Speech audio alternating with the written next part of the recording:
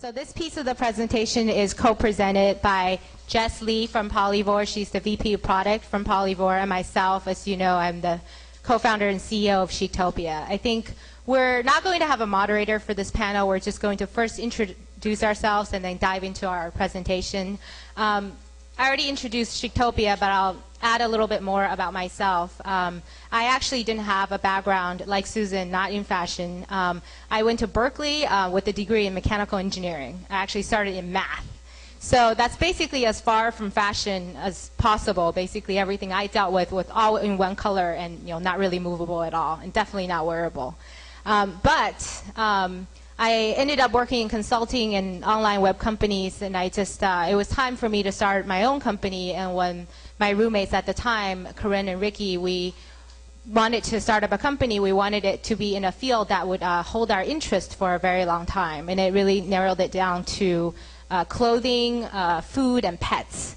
So, and we researched pets first, actually, and we realized there's a site called Dogster and Catster, which is the social networking for your pets, which I was already on. I signed up immediately, but and then we realized there was no space in that. Food, there were actually quite a few food companies out there already. So clothing, fashion was a field we felt like it lacked innovation. So that's when Corinne, Ricky, and I started working together to build Chictopia. So here I am now. So my background is similarly geeky. I grew up in Hong Kong, and then I moved to the US. I went to Stanford, where I studied computer science. After that, I worked at Google Maps. So very geeky background. But then one day, I discovered Polyvore, and I got completely addicted to it. I couldn't stop using it. And then I had all these complaints about the way that it was designed. So I wrote a really long email to the Polyvore team telling them, I think you need to fix this and this and this and this. And then they asked me to work there. So I think Polyvore for me is a dream come true. It's a blend of technology and fashion and art and a lot of things that I really love. And we have a great community of people who are really fun to work with every day. So kind of like Susan, I feel like I have my dream job too. Great. So we're going to dive into the presentation, and we're here to share with you the secret recipe to social media marketing. Jess and I at Polyvore and Chictopia, we've been fortunate enough to work with a lot of brands, big or small, online retailers, small retailers, and even rising bloggers to help them with their outreach on social media. So we put together this presentation about our best practices, things we've learned, and we wanted to basically bring it to you. I think the presentation will look very different 2 years from now, but we just wanted to be the first to break the news and kind of to set the standard in what we see as best practice in social media. So I'm going to start by introducing Chictopia a little bit more in depth as a site.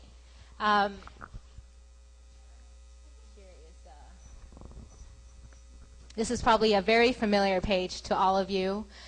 Basically, we're the leading online style network, personal style network that connects inspiration-seeking shoppers to trendsetters. We help end users answer the question, what looks good on you? So what defines you? That's your body shape, your skin tone, your age, your preferences in brands, all that's unique about you.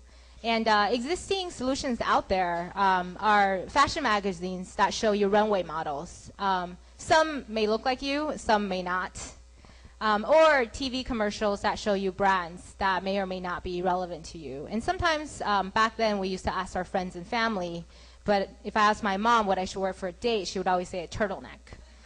So there wasn't really a place to look for fashion inspiration that are relevant.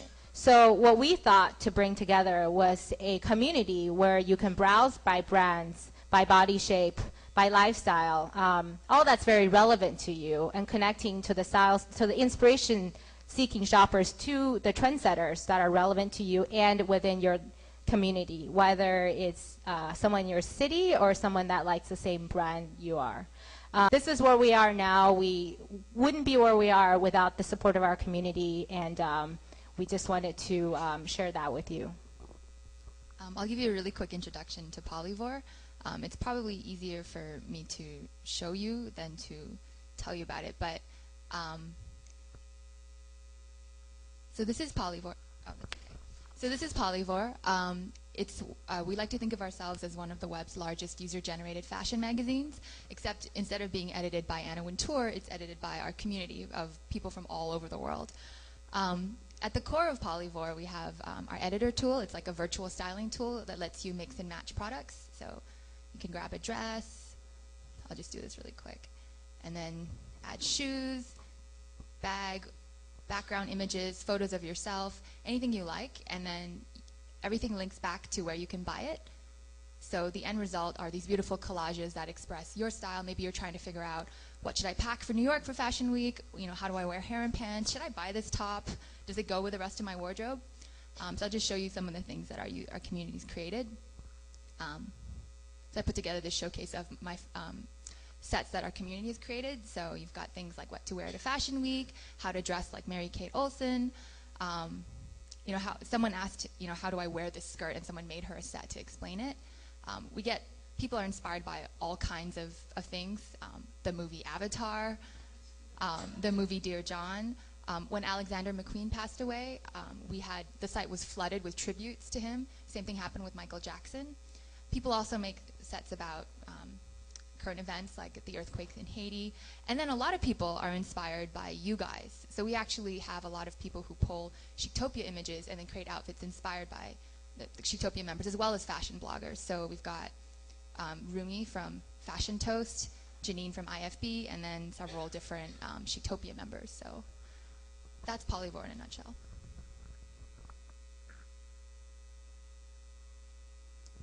So what we want to talk about today was a little bit some of the rules for how to deal with social media.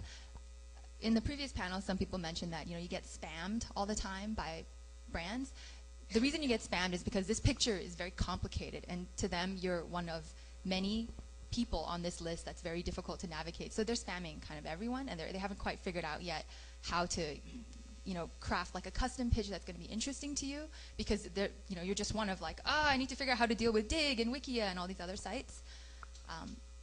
So we wanted to break it down into a slightly simpler formula where social media is really about engagement plus authenticity plus brand advocacy. Yeah, so I think I want to start by just defining social media. That seems to be the buzzword of 2010, and it's probably what drew a lot of people here. So what makes social media different and what makes it new? Before social media came along, there was something we're very familiar with, which is just media. And what those are generally anything that's really just shareable, such as a newspaper, a magazine, that we would call media, a media kit for that matter, a media. What makes social media different from media is that it's social, meaning that there's engagement. You can talk to one another via this media. And you can also know more about the person via this media. And also you can turn your fans into your brand advocates. And what also makes, I think there's a movement toward a different type of media, which is very targeted media. When social media first started about 10 years ago, Friendster, I don't know if some of you remember, was all the rage. And all it was, hey, did you go to school today? And someone else would go, oh, no, I overslept. And people thought that was the most exciting thing. After that, there was MySpace, which is, let me show you my favorite music. Oh, wait, you know, let me also show you the picture from last night. After that,